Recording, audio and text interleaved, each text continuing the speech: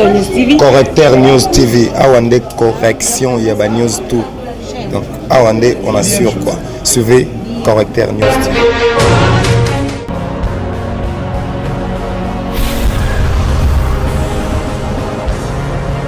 S'abonner massivement sur la Correcteur News avec Yemoko Rachou.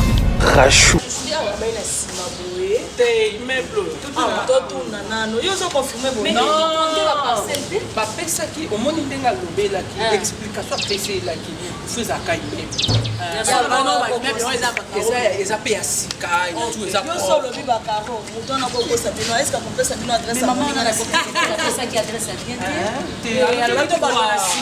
balobi numero 3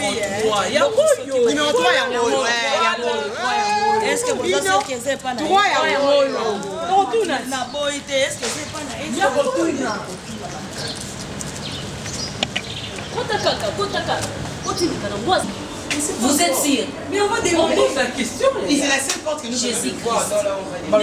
Porte à côté. Le quoi ça porte à côté? Tu vas dire la porte à côté. C'est ça. Bonjour papa. Oui, bonjour. On cherche le chef Alain. Chef Alain. Chef Alain Diasson. Alain Diasson, oh ouais. À propos de... Bon, en fait, nous sommes des journalistes. Mois de mars, on a pensé à lui dans le sens que... Mois de mars, vous pensez à Chef Alain, mais lui n'est pas une femme, c'est un homme. Donc, en fait, il est oui, vous avez un rendez-vous. Bon, on n'a pas rendez-vous, on a pensé à lui. Ah, ça c'est bien. Parce que, au moins, c'est un homme. Non, on ne peut pas entrer directement comme ça. Si.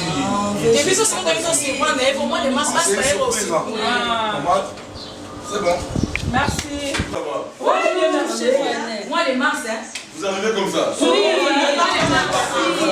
Moi, les mars. Parce que c'est mars. Oui. Vous arrivez toutes comme ça? Oui. Mais travailler avec vous ensemble. Aujourd'hui, on vient pour voir. En fait, nous voulons manger chez toi.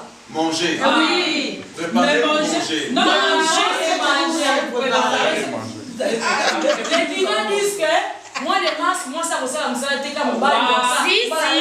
Après, la télé, moi, si. Les clients disent, il faut bien dire, c'est pas n'importe quel. Moi, ce que je propose, dans l'Axamino, où met la cuisine était. Ah, ok. Donc, là, rapidement, on a nos bali, on a bali. Merci d'avoir été d'accord. Merci pour moi, les masques.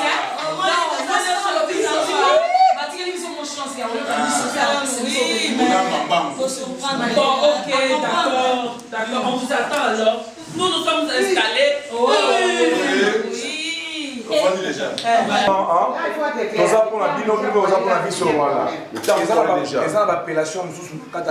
Le terme poêlé,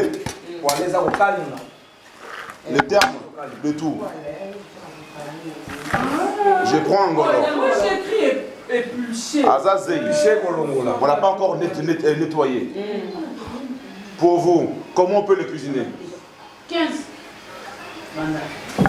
Comment on peut le cuisiner?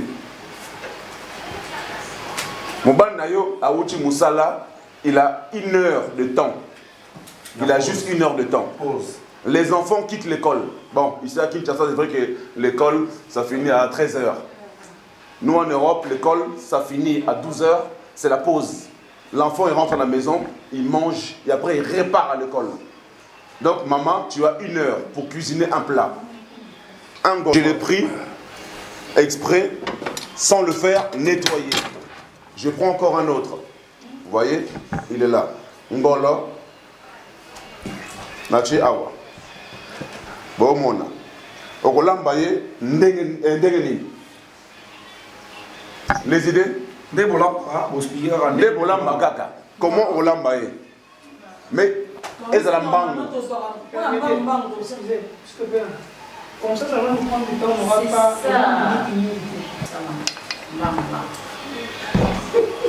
Bang. Il est gaga. Il est gaga. Au fond, on va avoir.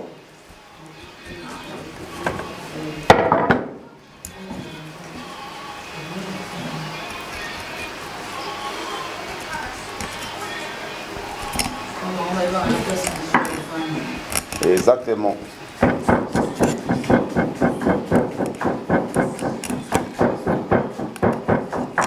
Là, quand je découpe de cette façon-là,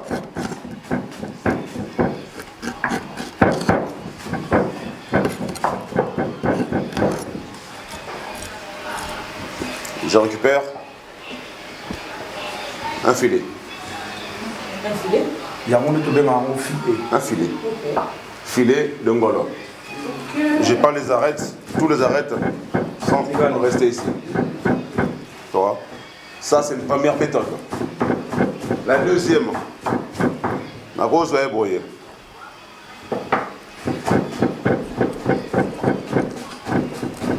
Après, il faut toujours choisir un bon couteau. Le couteau, c'est très important. N'aiguise pas ton couteau sur de la pierre, tout ça. Il te faut un fusil. Ce couteau, pardon, montre celui-là. Lui, ça fait 15 ans que c'est mon compagnon. Vraiment? Vraiment. Lui, ça fait 20 ans que c'est mon compagnon. Là, je lève ici parce qu'on voit comment le poisson il est fait.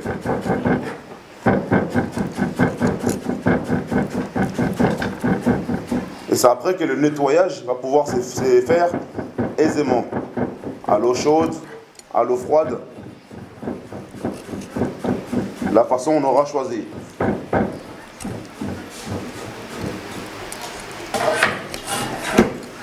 Voilà. Là c'est plus quand on a des invités. On sait qu'on a du monde à la maison. Je coupe ici. Je continue à descendre. Encore ici.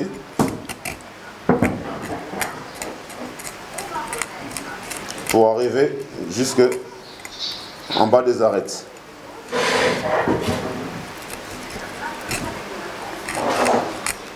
Sans déchirer en bas.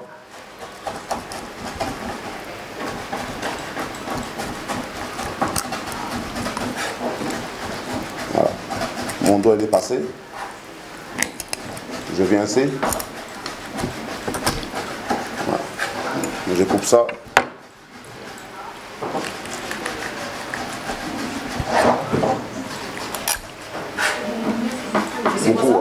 Beaucoup en route. On voit qu'il y a bon. D'abord en route. Dans ça on a bouillon. Awa sikoyo, na tché siko boye, na assaisonné siko bien comme il faut. Na tché siko na four. Sur la four, voilà. Et la présentation, comment je le présente sur un plateau, quand je le présente bien assaisonné, ça s'appelle ngolo façon Colbert. Colbert. Parce que l'homme qui a inventé cette façon de préparer un poisson, c'est un Français. Il s'appelait Colbert. Donc quand on fait un poisson de cette manière-là, on peut le faire même frire, même griller, tout ce qu'on veut. Juste, on va bien l'assaisonner, tac, mais la cuisson est beaucoup plus rapide. En moins de 10 minutes, 5 minutes sur chaque côté, le poisson il est cuit. Voilà. Là, Baradji, il est en train de faire le découpage de nos ciboules. De nos randembi. C'est ça, non? Voilà, ndembi.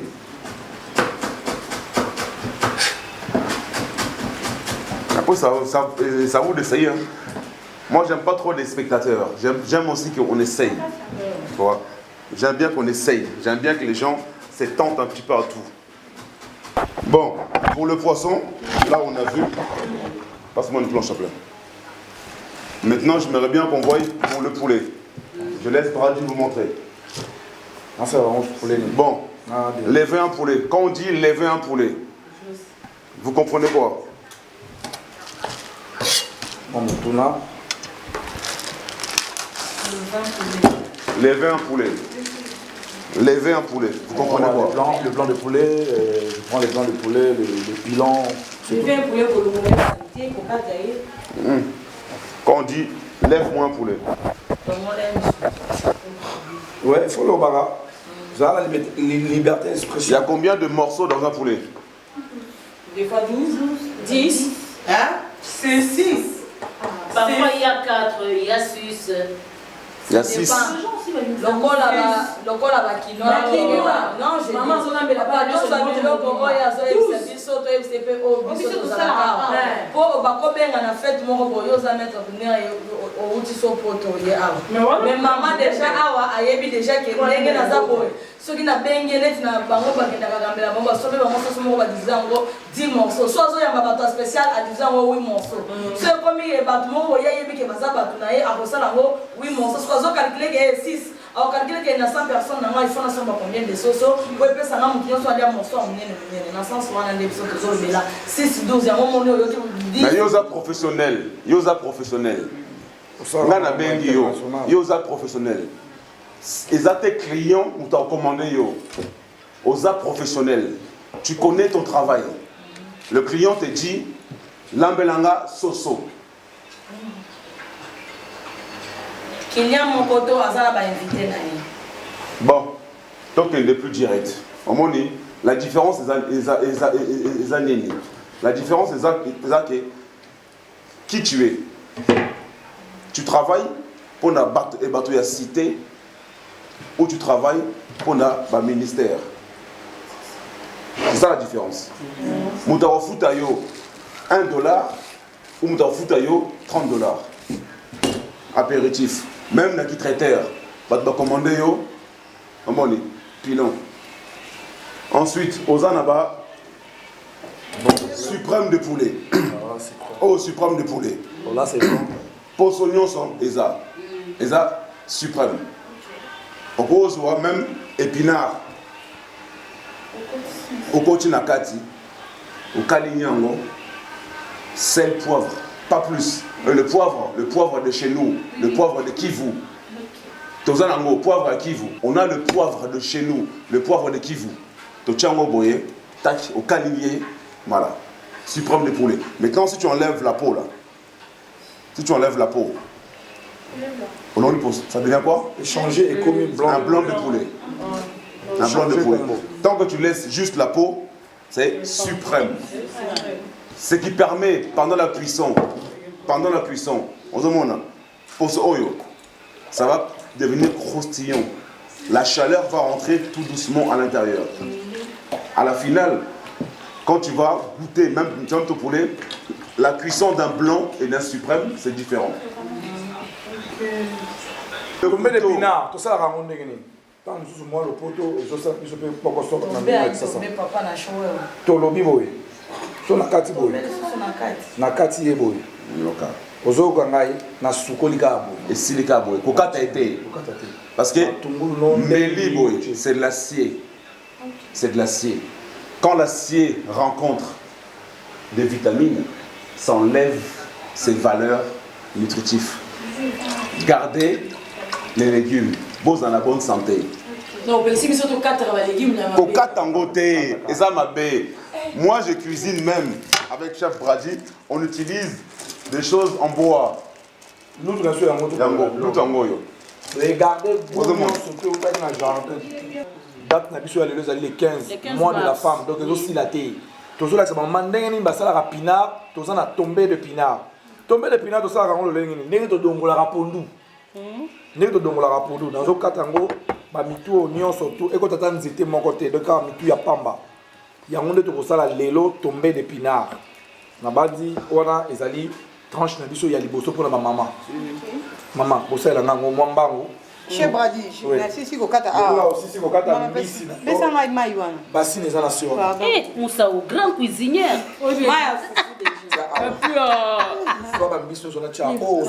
La congolaise. Il fallait déjà tout ça comme mère. Voilà, bassin. La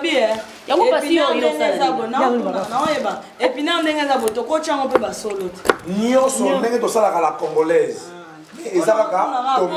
namoni chef akamwaki ndenge tolobaki tokotia mbisi akoka na kati soko lingo kata mbisi moni mosimimbe awa topelisi boye po totia mwa mai ya moto moke po tosopa na ngolo na biso wana ezalaka mpe bazei to bana lokota la lingala Mama Sukola Zézé, on a pilipili. Soko le mot ça la pilipili na maboko.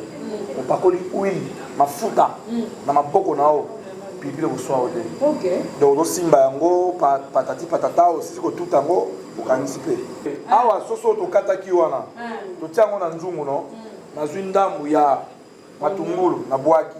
Na zwipe ndambu ya na bwaki. Na tie elo msusu te. Ndeko to tiango na moto eto ka poto récupérer jiwana. Décolle le bouillon. Je cherche pas le baguette d'abord. Poivre noir.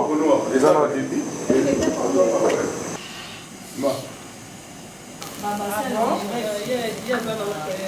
Ah, les alliés poivre na biso o ya Congo Kinshasa. Tout tient yango awa. Poivre noir. Mais à la congolaise, et où dans la Kivu, Kivu za Congo.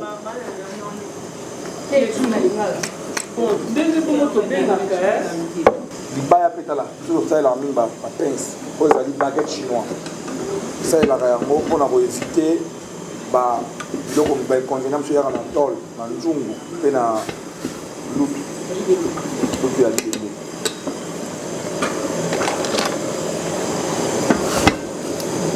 Voilà. Mungwa bazwaka ebele te batiaka mungwa moke malamu biloko ezanga mungwa bamama keeleka mungwa okolia soso na bula makayabu mobala kobenga na yo eza biloko mibale oyo tolingaka bino makasi bopeto na kolamba soki nati bopeto seke tokei au profondeur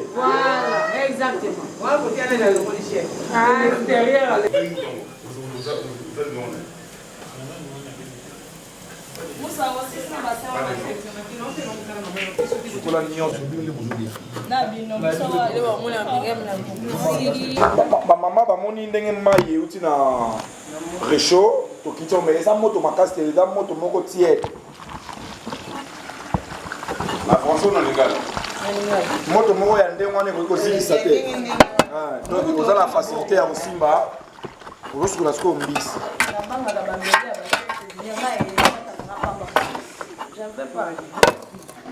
mama bomoni ndenge nazosala wa oyo tokosali na façon mosusu tala ndenge tokataki balégume na biso nazwi ndambo natie na se ya nzungu nazwi pe matungulu ndambo natie na se ya nzungu nazwi mungwa mokie natie na se ya nzungu ozolandanga voilà sikoyo nakozwa bambisi na ngai oyo nazotanda ye awa mpona nini natie boye natuni mpe mutuna mpona nini tozotia saveur solo na baépice wana ezala na se oyo tokotia mpe likolo ekuta ntango oyo asa komata ya likolo bakiti bakutani yango wana oyo ezali babwakaka te vrai misuni nga naliaka yango wana bamikuwa wana kaka bozomona oyo ekokotawa te ye aza ndenge na ye bakosalela ye na bandeli lisusu même système on asalaki liboso nabwaki likolo oyo mpe nabwaki likolo nazwi bapilipili na ngata 3 ou 4 natie na kati bozolandanga bien ekoswata nalongoli mpeloke te motu ya pipi nalongoli te eza mpona décoration na bati so mungwa moke biso na cuisine tozwaka mungwa boye te tozwaka 3 misapi nazwi boye eleka te ezanga nde ekoka pe te mpo motu aliaka mungwa te nyonso naosala na se nazwi huile na ngai bolandanga na cuisine bozo ko utiliser kaka huile d'olive eza huile eza sans cholestérol de préférence bon toko basolo nanga bango bosukoli tomate chete nakotia madame sukola tomate solo na ngai yango oyo bamama solo totie na kati ya mibimba eza lekima zela nalakisa o ndenge ya kokata yo olingi okata biso ndenge okataka na ndako. Il y a deux possibilités, soit au longoli awa, la pédoncule, au longoli ango, soit directement au 4 tant au 4 boîte tant au kama au long long awa ozo mona allez makati kola okite na moto kuna ngamba ndao benga awa numéro 2 na numéro 3 peut numéro 2 yo wana sota wakala ko baka usango ko ba memona okita ya kuna bino wa bozoka nda olala awa mama omone kama tomate mbai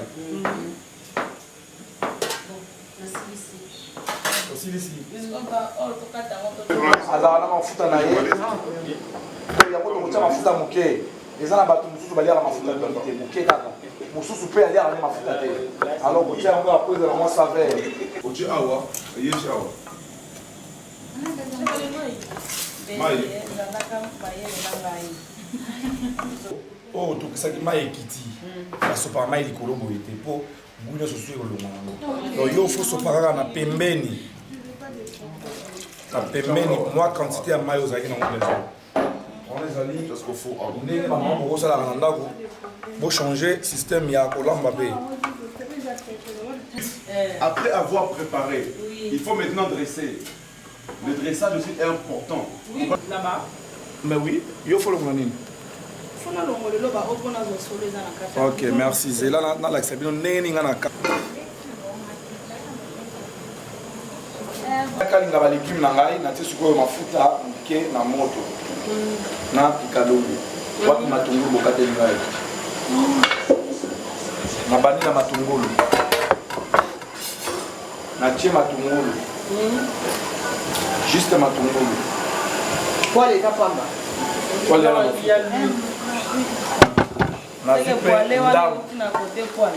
na vipe ndambo ya sel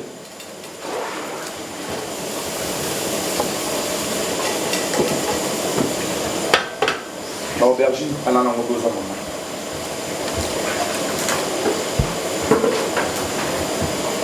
Bueno tina leo tina kwali atie matungulu kama désolé na windam na suka tosala courgette oza na suka sobré de suka wana mtela ni c'est vite ça maman abakisi ndambo ya ndembe oyo tobenga lokota ya mindele persil mwa ndambo eza kaka mpona saveur mpona kosala eloko mosusu saveur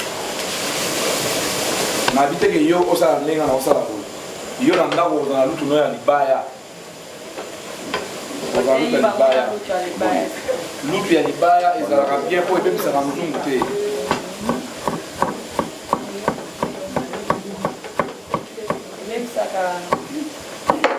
poivre na biso ya kivu soki oza na mole te otuti na liboka voilà tozosala bio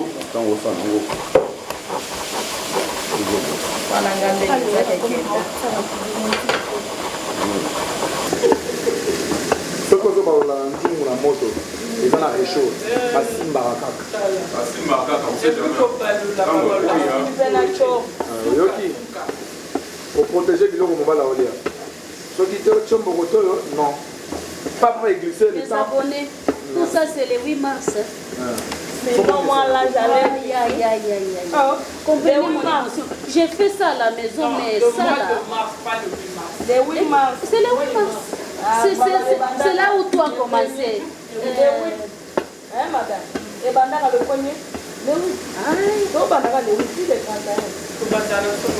Chef, ça là, yo ndo lotala oyo basoki ebeli to ebeli te chef wana na cuisine na yo 15 omoni place na suki nano suki te yesu to omoni de huile eza moke obakisima moke to Bon, ce n'est pas grave. La fois passée, on a parlé problème, il y a l'hydrogène. ai na ngai na buki yango ndenge ezalaka nalongoli poso te natia na presse ai natia ale na fini Je mis seulement 2 piments. na ofina kaka ebimi nango yango moko Je mets 2. Voilà, 2 c'est bon, c'est bon. moni ebimi On a déjà ça. Ouais, bim. donc baposo oyo poso yango Voilà, aïe bim akana kati. Le boisson bango na. Ozoki. Oh Saint Valentin, oh pesanga ba chaussures Louis Vuitton. Te T'es 5 ans, oh, presse aïe. Parce que là, on le presse directement. On n'a pas besoin de allez, mixer. toujours continuer. Voilà. Là-bas, il y a combien de secteurs?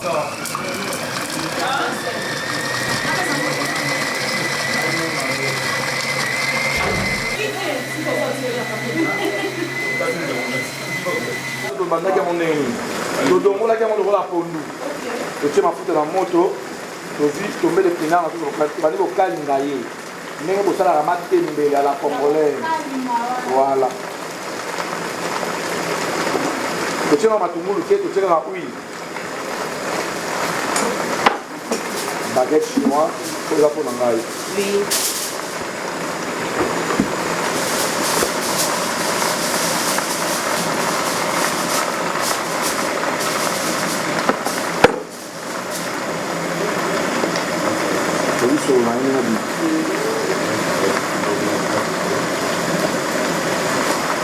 Vous avez oublié le citron, je n'ai pas vu le citron.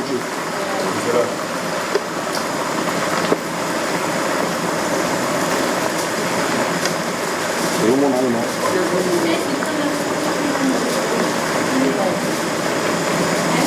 Pardon? Bango baosalela mingi bio sola. Bio, vinaigre les emportés. Sola ndenge baosalela bio. Voilà. Doit cuillère mora plastique ça qu'on a. Chef, nous mon voisin, il faut tomber ça mon réchaud pour la suite. Ils ont déjà fait là. Rachuma, Il y a pas mal.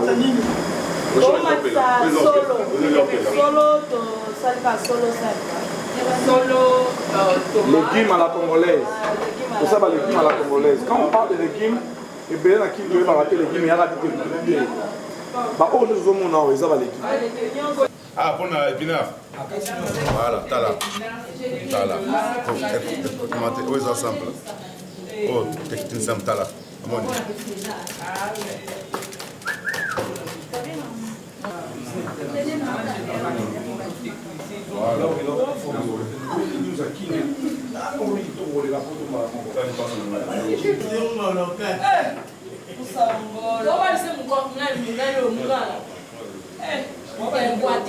ndenge ezalaka congolaise po tolamba ndenge wana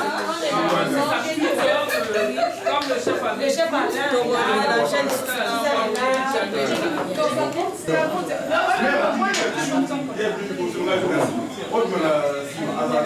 Leki. Ah, mais on a 6 mois. Après, on a mis beaucoup.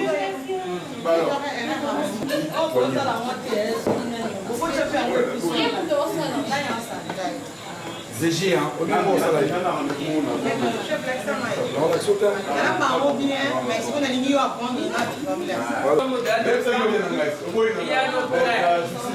Non. Il y a pas. Ça j'ai mis en place. Zéro na bino. Ngolo na ngai ndenge tokaki. J'ai commis presque quelques minutes pour aider là. On a pris jus de citron. Pourquoi on a jus de citron pour pas tout surtout aller à pilipili. Mais moi ngai wana et ça là moi bien pour aller à miss na appétit. OK. OK? C'est ça. Donc ngai ya citron et les gars même pilipili na moi recette. Pilipili ça les légumes piquants. Mais ngai ya citron ça piquant. Na rocha libongo boye po ba graine wana et puis na kati mon jus de citron na ngaya ngwa. Donc après quelques minutes là qui sert en haut. So qui peut na la jus de citron te na roza manga biso ya Congo ya mobesu. Wana to kosala momba la si. Wana to bona botuna. Oh manga mo ça. Manga ko to PCG ça. Merci. Manga beno mobesu wana. Le sel c'est parfait. Moi j'aime pas trop le sel c'est parfait. Le piment, c'est bon, ouais.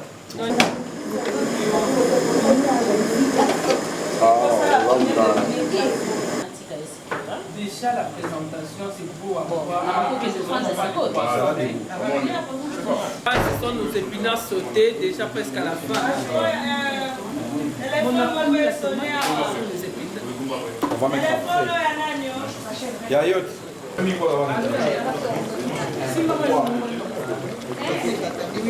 Allez, malaxé. Non, c'est mokolo pe bozo kotala ndenge ya bolamba bolambaka déjà zezi oyo tobenga lokota la lingala makundu ya soso makundu estomac ya soso lipundu yango estomac ya soso eutaka na mikili ya mindele eyaka awa siko biso tolambaka yango na bafaso ebele ezalaka makasi na monoko okoki ozwi matungulu na okati otie na bandembi na yo tobengaka na lopoto sibule mama malaxi na maboko balola tobakisi mongo na biso oyo ya biso ya Congo mingi te yango esika kosali persil te balola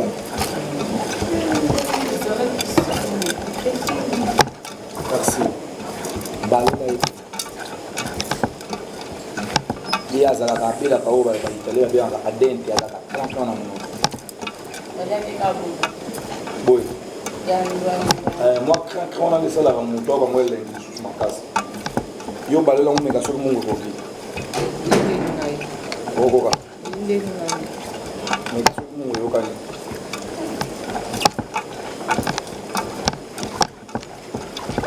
totala misako mingi soki mungu ndeni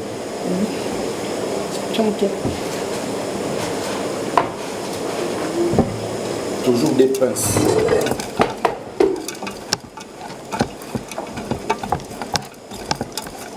Nene, thé, le rapport a été très important. L'usine est dans la barre de l'ango.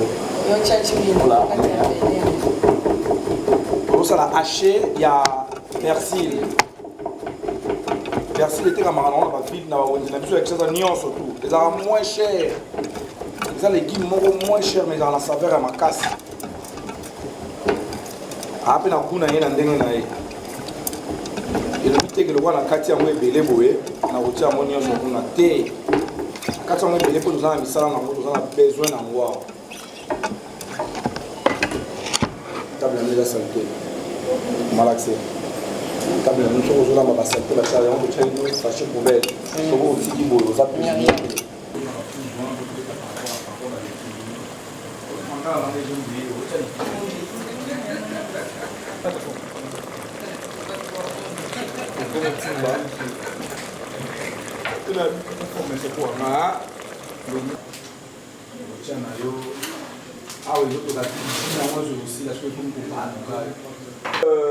ngolo na biso en tout cas bouillon à la congolaise 100% Congo en tout cas et quand même na fleuve Congo et yépe na Kinshasa et lamba mili donc tout le monde là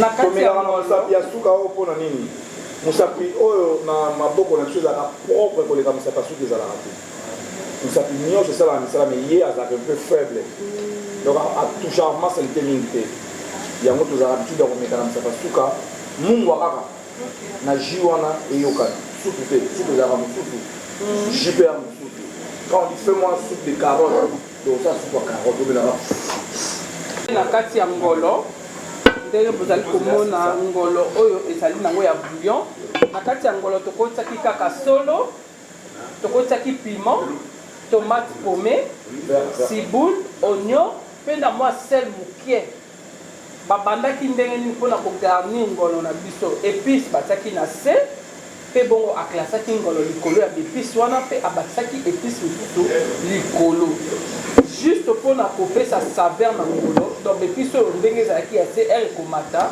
mpe oyo eza likolo ere ekokita nyonso wana ekitaka na kati ya ngolo donc bamama bodresaka na kati ya nzungu malamu mpe na table malamu mpona nyonso ekende kaka misuni na biso vraiment namoni eza pembe ndenge tolingaki totie mafuta mingi te mpona bapapa oyo bazalaka mafuta te bamama mosusu balinga mafuta mingi te donc awa naa na facilité ya komeka mosuni na nga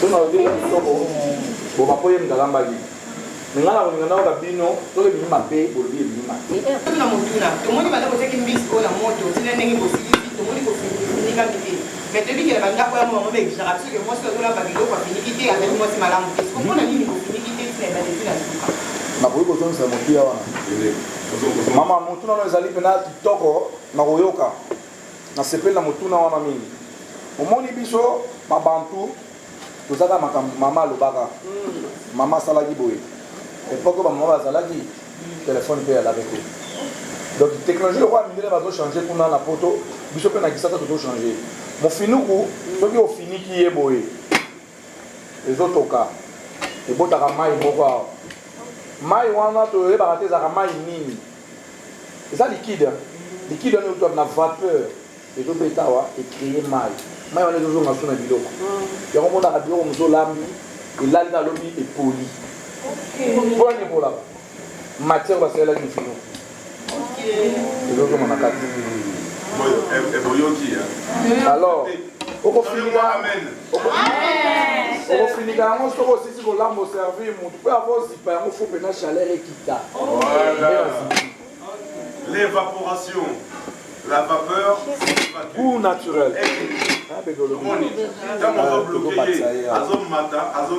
tokomi kote ya tombe de pinard na biso à la congolaise esi ekomi presque à 3 ou 4 minutes po ekita tozwi aubergine topoalaki liboso totie yawa azoloba kopoale bamama ezali kokalinga atiaki mwa huile moke mwa sibule moke mwa oignon moke bomoni nango balola sibule nde yango wana nde mama racho abakisi bomoni oyo tosali mpo bomona na kati ya épinard sauté bozangisa te koyeba ke tomate ezali te ekoti kaka bandembi na bamatungulu na mwa aye awa esili nango parce que aubergine asa abelaki déjà bomoni ye juste après le mélange papa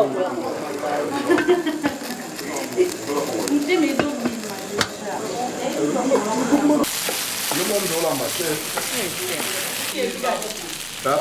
esika olemba bolia kwanga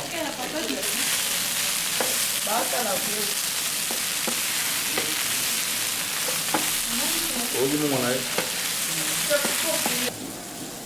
abina bronzer on va ça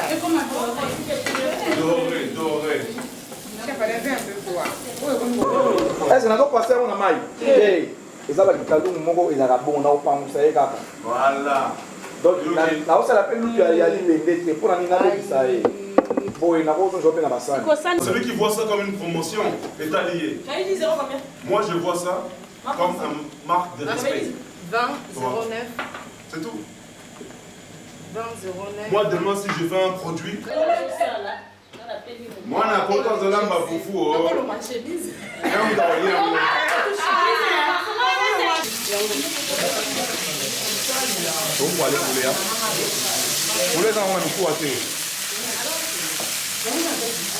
J'enlève du feu pour la maîtrise de la cuisson. Voilà, là ça fait ça. Maintenant, je mets ici.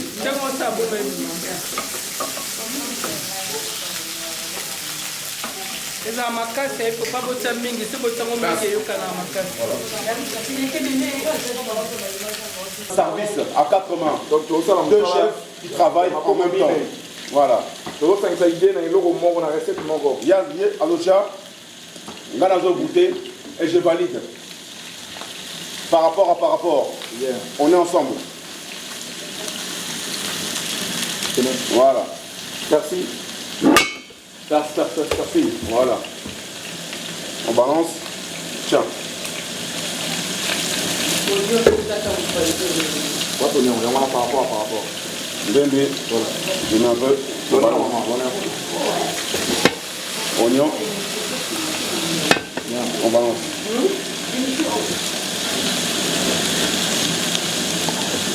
Voilà. Là, on peut bien regarder la bonne coloration. Vous voyez? La bonne coloration du produit. Chef Brady est là. Voilà.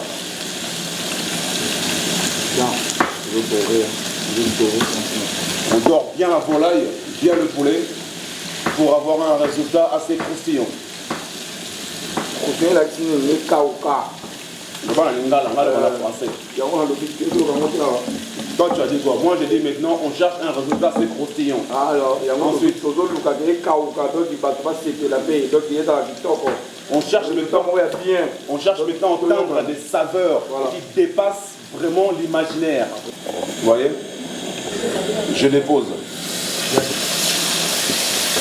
Je laisse cuire.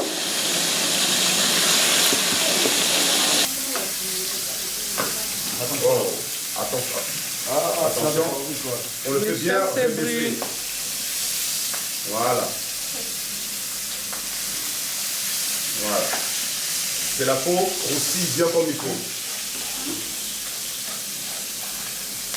Voilà.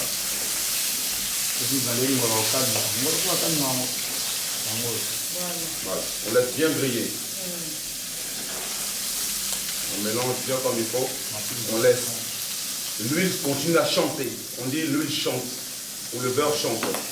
Quand la chanson va changer les tonalités, on sait que la côté, ça sera bien croustillant. Voilà. Vous voyez? Le son baisse maintenant. Le son baisse. Attends pas un peu. Ce qui est intéressant là, maintenant, pendant ce temps-là, on peut prendre le courgette, une petite poignée,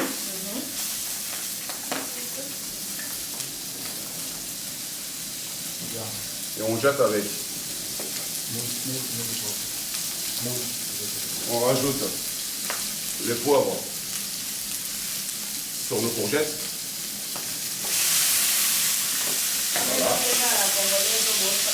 Non, c'est pas la congolaise, c'est les produits congolais, mais cuisinés différemment. Parce qu'il n'y a rien qu'on a acheté ailleurs. Ben oui. Ne cherchons pas toujours à la congolaise, tout ça. On peut cuisiner différemment, mais le même produit à nous, on fait quoi. Le produit à nous, là on peut les retourner.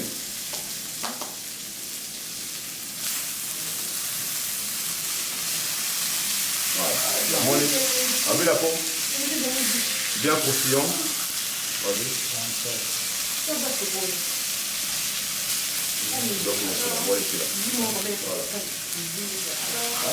On demande la peau bien croustillante.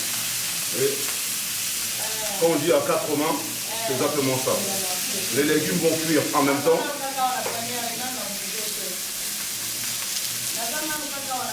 Ouais. Voilà, recette. Ah, c'est bien. Non.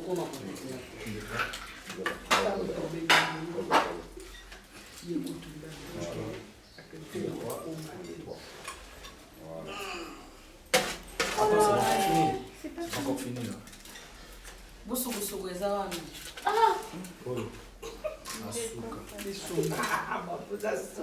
Très bien, je te dis. Non. On a changé la Comment vous avez trouvé la nourriture? Répondre C'était très à la bon, question. en tout cas, très Quel est, d'après vous, le plat national congolais? Si on va au Sénégal, le plat national, c'est quoi? Le tchébouchel. Tous les Sénégalais te diront. Si on va en Côte d'Ivoire, on te dira c'est Atchéké. Correcteur News TV, Awande correction, Yaba News tout. Donc Awande, on assure quoi. Suivez Correcteur News TV.